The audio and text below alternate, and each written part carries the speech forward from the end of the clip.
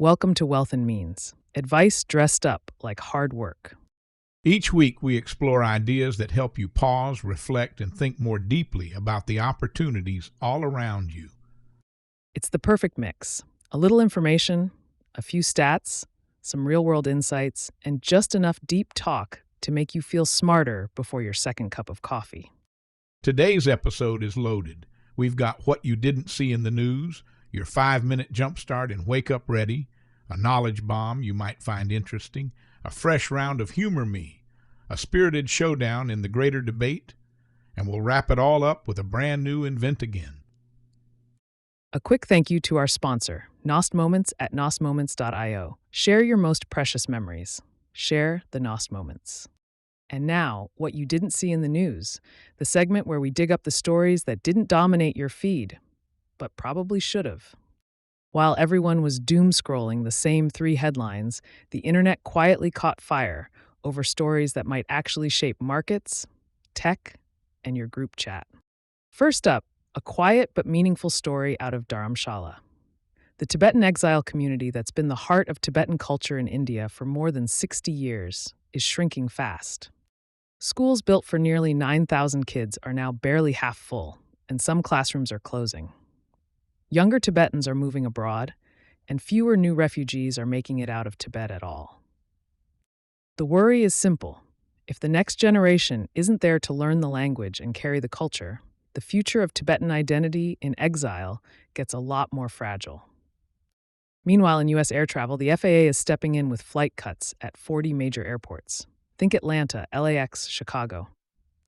Airlines are being told to trim flights by as much as 10% because air traffic controllers are stretched thin during the ongoing government shutdown. It's a safety move, but it could mean a choppy travel season, higher fares, and a lot of pressure on Congress to get things moving again. A rare good news moment came out of Russia's Far East. A massive 8.8 earthquake hit off Kamchatka this summer, triggering a tsunami across the Pacific. But here's the twist: 0 fatalities. Early warning systems and coordinated evacuations worked exactly as designed from Russia to Japan.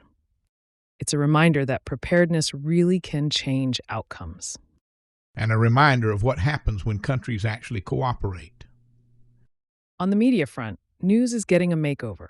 More outlets are experimenting with influencer-style updates, short, personality-driven videos layered over traditional reporting. And behind the scenes, AI is helping translate stories, summarize long pieces, and tailor news to different audiences. It's boosting engagement, but also raising questions about accuracy and transparency. The industry knows it has to innovate, but it's trying not to lose trust along the way. But they will never change what you and I do, though, wealth. You'd better believe it means. Online search patterns are shifting too. Mesh Wi-Fi routers are trending as people upgrade their smart homes. DIY craft kits and knitting kits are seeing a post-pandemic revival, partly as an antidote to screen fatigue. And gaming accessories are climbing thanks to esports and holiday shopping. It's a snapshot of people trying to make their homes a little cozier and their hobbies a little more hands-on. 2 holiday trends are also bubbling up. Fleece jackets are having another early season surge. No surprise there. But the quirkier story is mushrooms. Mushroom designs, mushroom foods, mushroom furniture, it's all growing fast. It reflects both a wellness wave and a design aesthetic that's everywhere from TikTok to boutique shops. So if I like fleece too, does that make me a fun guy? We're not to the Humor Me segment yet. Means in music discovery, YouTube Shorts is becoming the new rocket booster for breakout artists. One of the biggest stories is Xavi, a young Mexican singer whose songs hit 1 billion views in his home country through fan-made clips and dance loops. Shorts doesn't always match TikTok's viral speed, but with billions of views a day, it's turning regional artists into global names almost overnight. On the NASDAQ, a few mid-tier names are quietly heating up. Rivian saw its trading volume double as investors rethink the EV sector, especially with new models coming and cost cuts underway. Align Technology, the Invisalign company, got a boost from stronger than expected earnings and new digital tools for dentists. And Eli Lilly continues riding the wave of next-generation weight loss drugs, which could reshape the entire healthcare landscape. And finally, on the OTC markets, MariMed is seeing more attention as cannabis reform inches forward and the company pushes into new states. Radisson Mining, fresh off an upgraded listing, is gaining traction thanks to strong drill results at its high-grade gold project in Quebec. Both are small but telling signals of where speculative money is drifting: regulated cannabis and junior gold explorers. Golden. These aren't the headlines, but often that's where the real stories start. And that's what you didn't see in the news. So now, let's wake up ready. We serve your weekly outlook before the markets even stretch their legs. Let's start with Monday, and it's a big one. At 1 p.m., Treasury is auctioning off 10-year notes, and in the middle of a government shutdown, the big question is, how much will the U.S. have to pay to borrow? If yields drift higher, that means pricier mortgages, pressure on the tech sector, and a louder drumbeat about long-term debt costs. Translation: if the auction feels stressful, markets will too. Then at 3 p.m., the Federal Reserve drops its consumer credit report.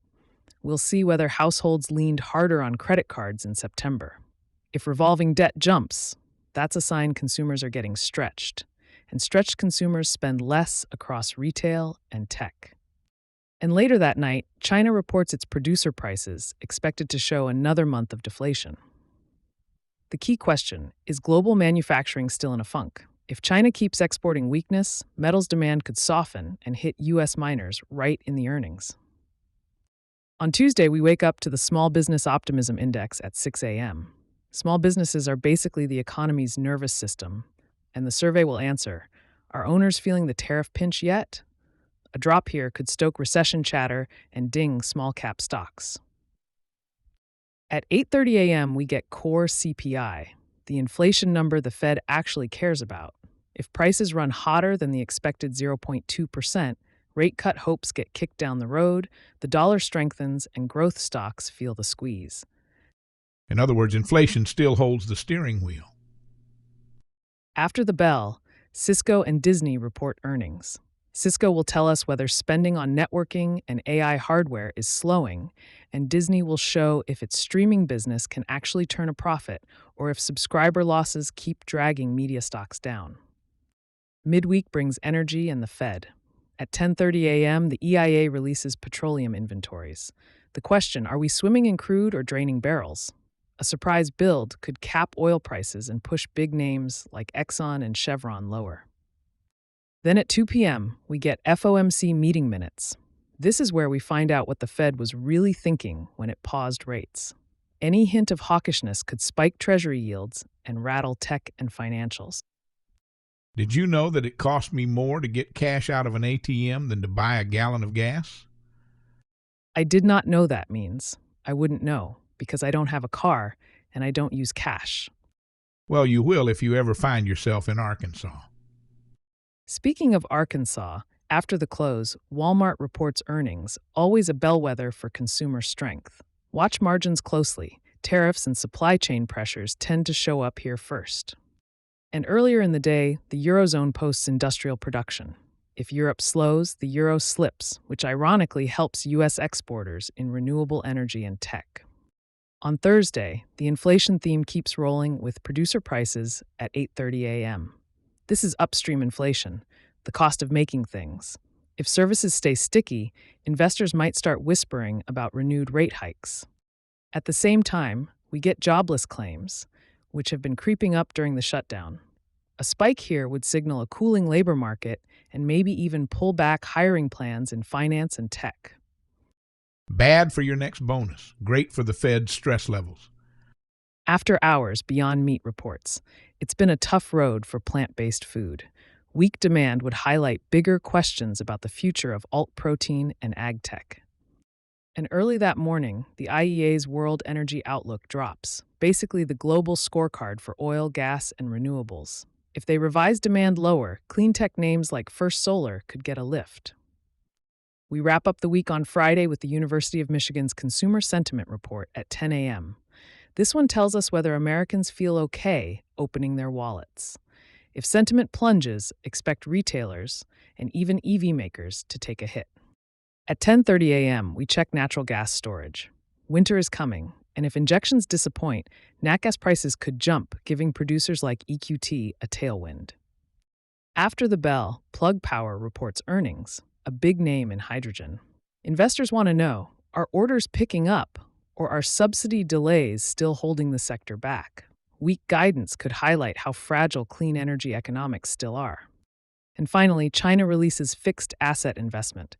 If infrastructure spending slows, global copper demand may soften, and that sends ripples all the way to U.S. miners and resource plays. And that's how you wake up ready. Wealth, what do you know good? Picture this. You're 19, maybe 20. You've got a backpack full of half-charged devices, a sleep schedule held together with duct tape, and now, tucked between your student ID and a punch card for the burrito place, your very first credit card. That tiny rectangle feels harmless, like a library card for grown-up money. But let me tell you something, that card is a power tool. It can build a foundation for your financial life or shave off a few fingers if you handle it blindfolded. And the secret that nobody bothers to explain at orientation? The whole system is engineered with bright colors and friendly slogans and cashback rewards to make you feel like you're winning, even when you're slowly donating your future paychecks to a bank skyscraper in Delaware. So let's break it down. Not like a lecture, more like your older cousin pulling you aside at Thanksgiving and saying, hey, before you sign anything, listen up. Interest first. People make it sound mystical, but it's just rent. You're renting money. If you borrow $100, the lender wants a little rent on top. That's interest. And on most student cards these days, the rent is sky high, 18%, 24%, even 30% if your credit file is thinner than a dorm mattress. But here's the golden rule, the one I want you to tattoo into your frontal lobe. Interest only exists if you don't pay the bill in full. Pay your entire statement balance every month, and your interest rate might as well be a decorative sticker. It doesn't apply. The banks don't tell you that loudly because it ruins the plot. Treat your credit card like a turbocharged debit card. Spend money you already have, not money future you hopes to have. Keep that promise and things get fun. Break it and welcome to compound interest purgatory. Now, rewards, cash back, points, miles. The commercials make it sound like the bank is waving pom-poms every time you buy a smoothie. 5% back on groceries, trips to Cancun, free streaming. Wonderful, as long as you're part of the group the banks call transactors. Those are the folks who pay in full. They're basically getting little rebates funded by the people carrying balances. Because don't let the glitter fool you. Rewards don't reduce your interest. They don't save you from fees. They're sugar sprinkled on top of a system that expects most users to slip just enough to generate billions in interest every year. Here's what the banks hope you never compare. Say you spend $1,000 this month. At 1.5% cash back, you get $15. Nice. But if you pay only the minimum and leave $900 unpaid, the interest that first month alone can wipe out the entire reward. Next month, interest grows again, and suddenly your reward strategy looks like a leaky canoe. Meanwhile, the bank is collecting fees from the store every time you swipe. Merchants pay those fees so your card will work, and banks use that money to fuel the cash back, the marketing, the insurance perks, even the t-shirts they hand out on campus. Responsible users get the cookies. Revolvers bake the cookies. And the psychology, that's where it gets sneaky.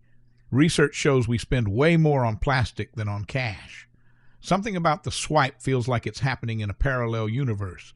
You toss in a bit of dopamine from earning points, and suddenly a $50 bar tab feels like 48. But carry it past the due date and it mutates into 65. College life makes this even trickier. Uneven paychecks, social pressure, random expenses, and the ever-tempting sign-up bonuses that whisper free money while hiding a 29% APR behind their back. So here's the cheat code, 7 quick principles that turn you from novice to natural. Set autopay to the full balance the moment the card arrives. Keep your balance under 30% of your limit, while the Bureau snapshots your account each month.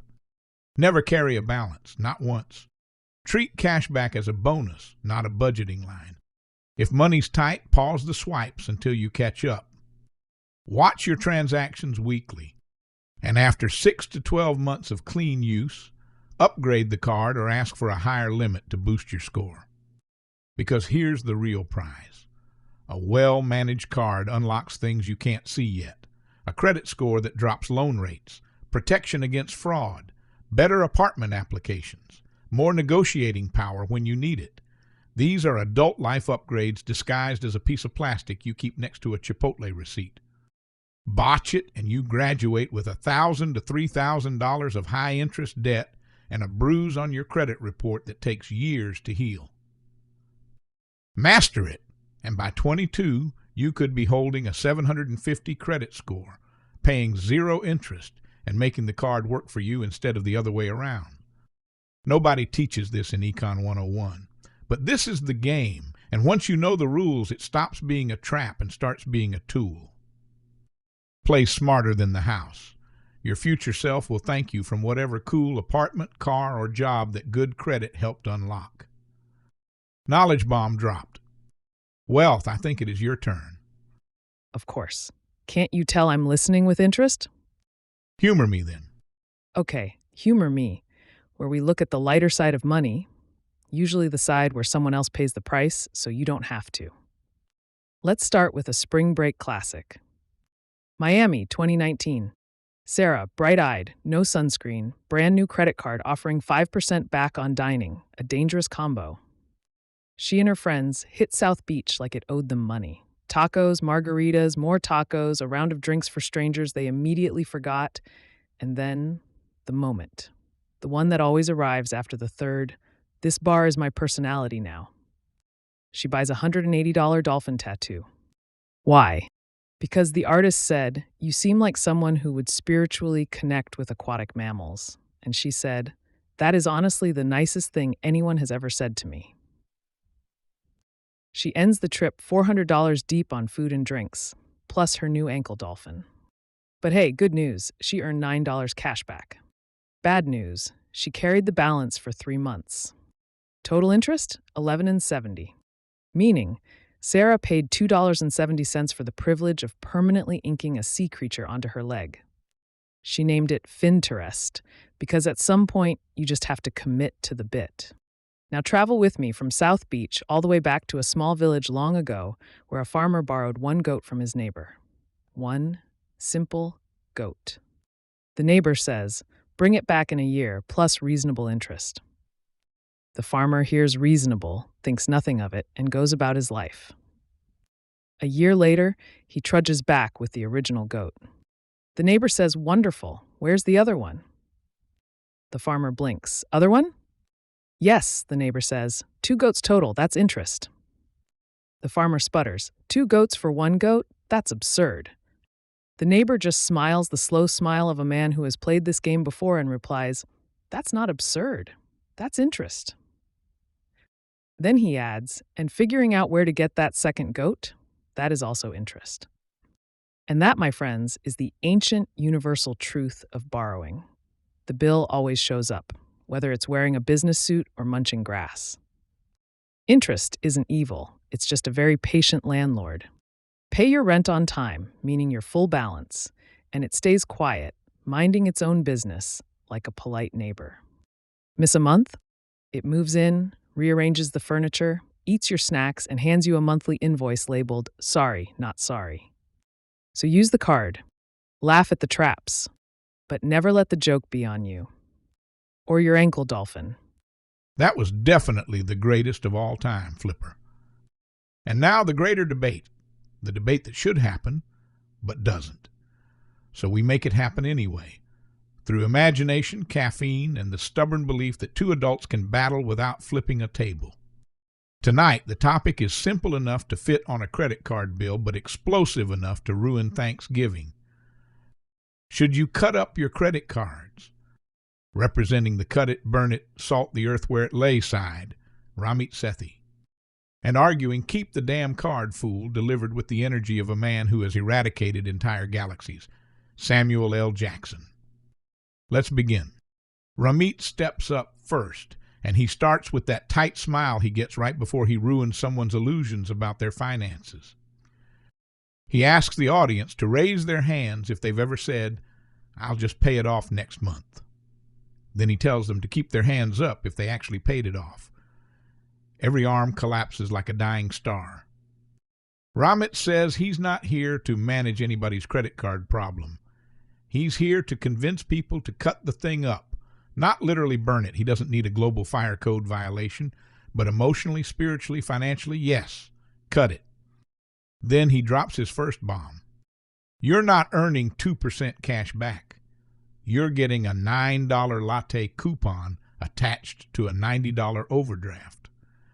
And he says the banks aren't offering perks. They're running a pyramid scheme where the top 10% of users get the rewards and the other 90% foot the bill in interest. He cites the numbers: average rewards, $180 a year. Average interest paid by revolvers, $1,200. Net transfer to the bank, $1,020. Congratulations, Ramit says. You just paid for a stranger's first-class upgrade to Fiji. And the room splits like the Red Sea, half grimacing, half nervously patting their wallets. Now it's Samuel L. Jackson's turn.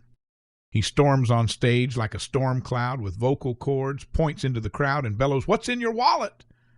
The room jumps. I jumped. Samuel says he's not here for dusty debit cards or sweaty wads of cash. He's here to tell people why they keep the card and why cutting it up is for people who can't handle power. He fires back at Ramit's first point. Cash back ain't a trap. It's a mother effin' rebate. He breaks it down in his signature math meets threat energy style. Spend $1,000 a month, get $15 back. That's $180s a year. Free. Cut the card, he says, and you just handed $180 back to Jeff Bezos. The room explodes. Some people cheer. Some reconsider their entire personality. Ramit comes in hot with the behavioral angle. He says credit cards are behavioral cocaine. Swipe, dopamine hit 3 times points, and suddenly you're staring at a $1,847 balance that feels like a jump scare. He cites MIT. People spend 12 to 18% more with plastic. He mentions his own students. Cash spenders at $4 to $12 a month versus card users at $640. Then he drops the punchline.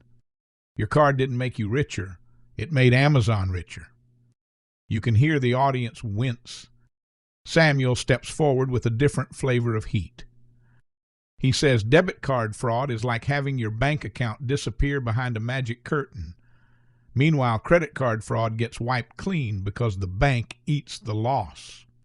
He talks about having $3,000 in fake charges erased while he was on a yacht. A yacht. That's when the room knew this wasn't going to be a gentle exchange of ideas. Cut the card, he says, and you're traveling with a paperclip and a prayer. Keep the card, and I'm sipping champagne in first class, on points. Definitely a point for Team SLJ. Ramit takes a breath. He admits something rare. If you pay in full every month, you're already winning. You're disciplined. You're in the top 10%. But he says that's not who he's here for. He's here for the folks who swear they'll pay it off next month and don't, for the ones being outgunned by entire teams of behavioral scientists working at banks. Then Samuel does something I didn't expect. He agrees, kind of.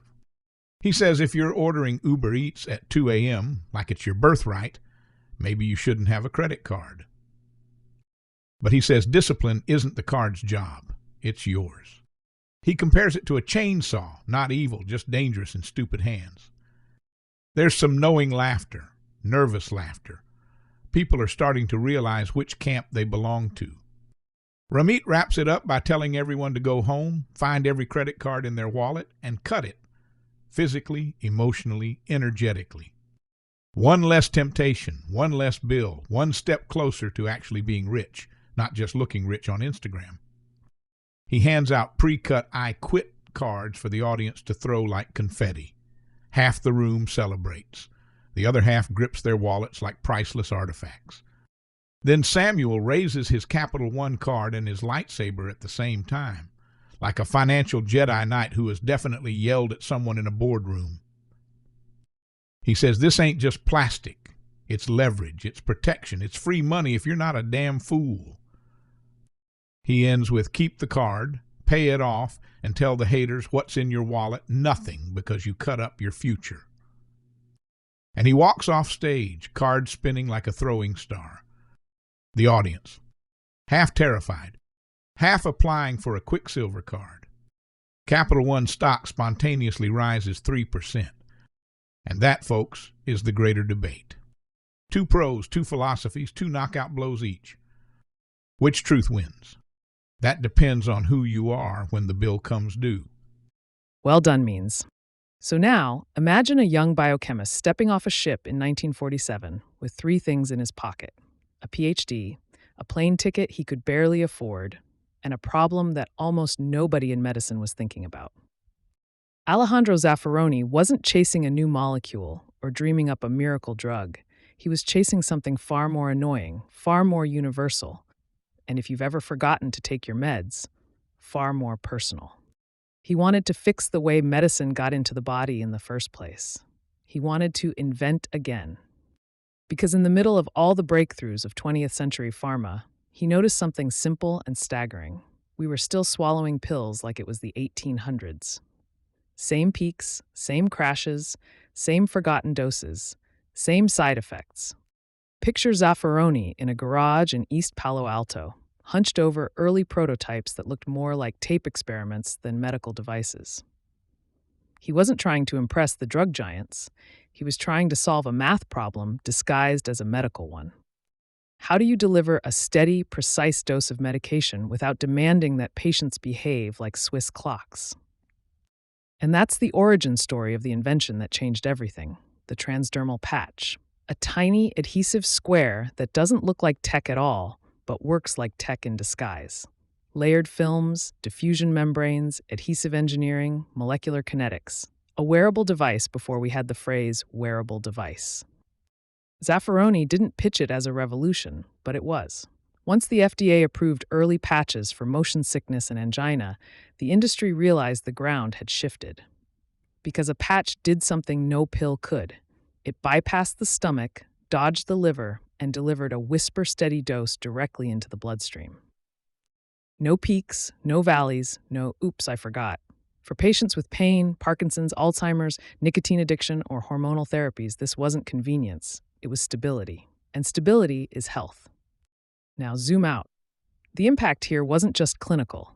Zaffaroni ended up founding a constellation of companies, Alza, DNAX, Affymetrix, that looked less like a career and more like a blueprint for today's biotech startup engine.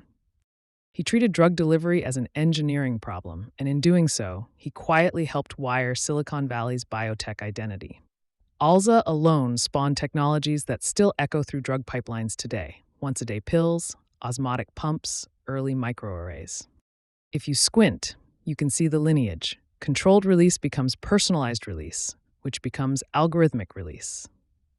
And that takes us to the current moment, where Zaffaroni's original question is being answered in ways he probably imagined but never got to see. We now live in a world of microneedle arrays that slip biologics through the skin with no pain.